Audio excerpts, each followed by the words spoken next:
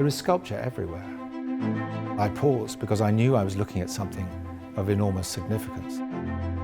It's almost miraculous that 500 years on, we can be looking at this object. The Royal Collection is very famous for its paintings and its drawings by Leonardo and so on. I think the sculpture is perhaps a category that is less well known, but I would say is equally outstanding. Sculpture has been acquired by monarchs from the time of Henry VIII onwards by different means, through commission, through acquisition. Objects that in normal life can be found in, I think it's 13 different royal residences across England and Scotland and Northern Ireland. Believe it or not, I started the task of cataloguing the Royal Collection 27 years ago. When you're making a catalogue, you have to try and decide what something is, who made it, when did they make it, why did they make it? And all of these questions have been asked of every object.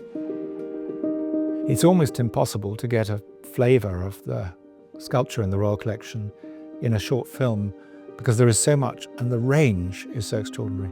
So we've decided to choose just 5 objects which range in date and material and type, and they're all outstanding examples of the rest of the collection.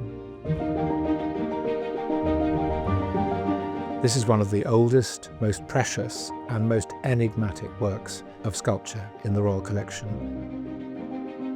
We think it was made in about 1500 probably by a Modernese sculptor called Guido Mazzoni. It's very thinly made in terracotta, that's to say cooked earth, the same material you would use to make a flower pot. And for that reason, Mazzoni has left the ear and the nose and the mouth open to allow the hot air to escape during firing. It's almost miraculous that 500 years on, we can be looking at this object, which is made of such a fragile material, has been in half a dozen different locations in its long life, so far as we can tell, and yet appears to be in almost pristine condition. Now, there is a theory that it had a connection with the project to make the tomb of Henry VII at Westminster Abbey.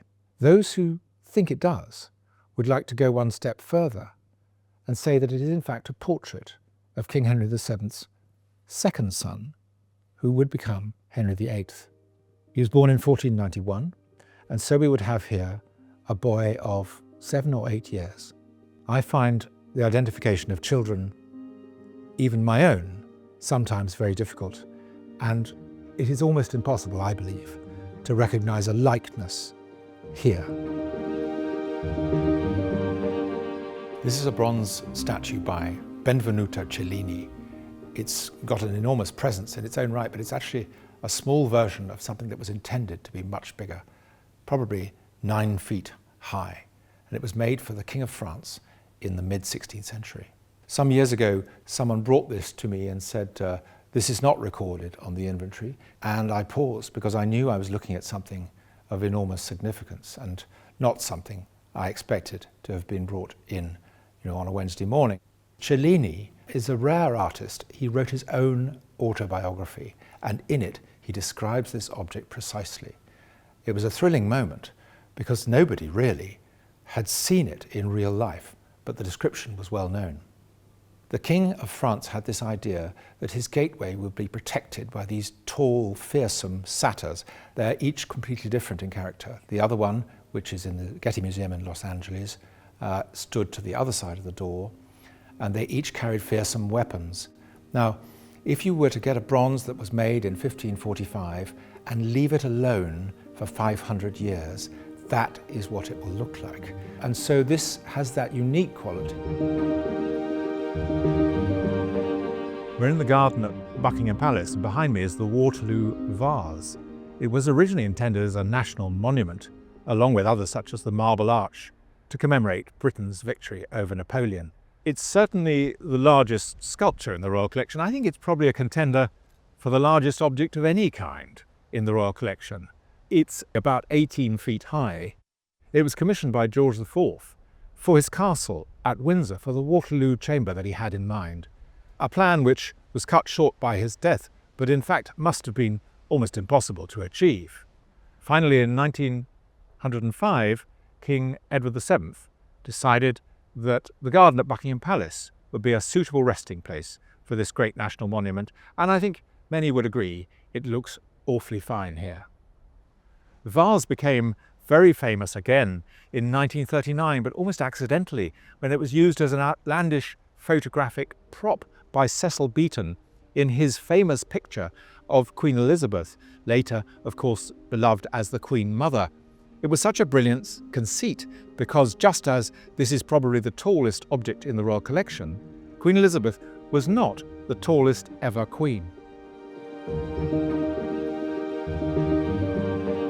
Since the ancient times when marble sculpture was invented, people have had different approaches to how they would use it. Someone is so distinguished or so famous that it is decreed that they should be forever preserved in marble. Queen Victoria's attitude was very specific, and especially after she lost her husband so early. It was almost as though the person having departed had to be replaced by a three-dimensional object, standing in for him in the lineup as if he was still there. Victoria and Albert's daughter, their eldest child Victoria, was herself a sculptor and minutely interested in any new depictions of her late father, and she determined to make her own bust. She wasn't a carver, but it is her work because she was the modeller.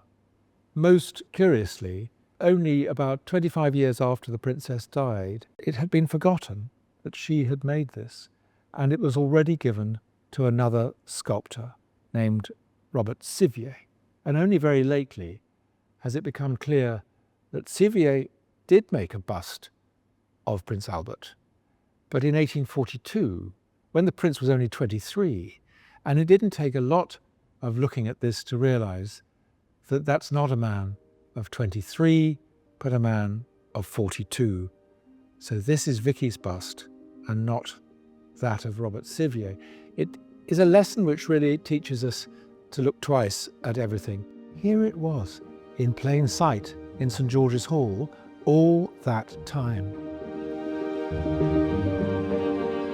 A lot of people would say it's unwise for one person to attempt to describe so many objects in so many places of such a different character.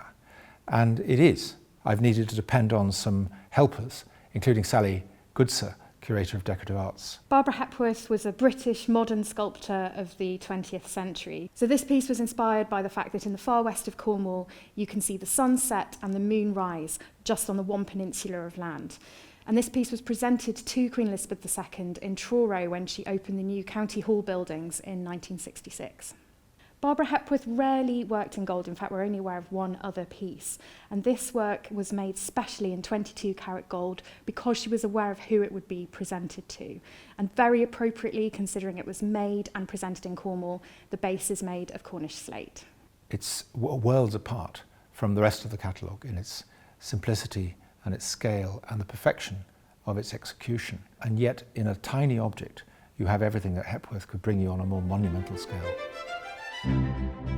So we now have about 1,800 objects. The range of this collection is quite extraordinary. There are certain things which are outstanding works of art. There are many other things which are treated almost like objects in the background or help to furnish a room. And now perhaps one or two people might stop and say, aha, actually, that's a great work of art.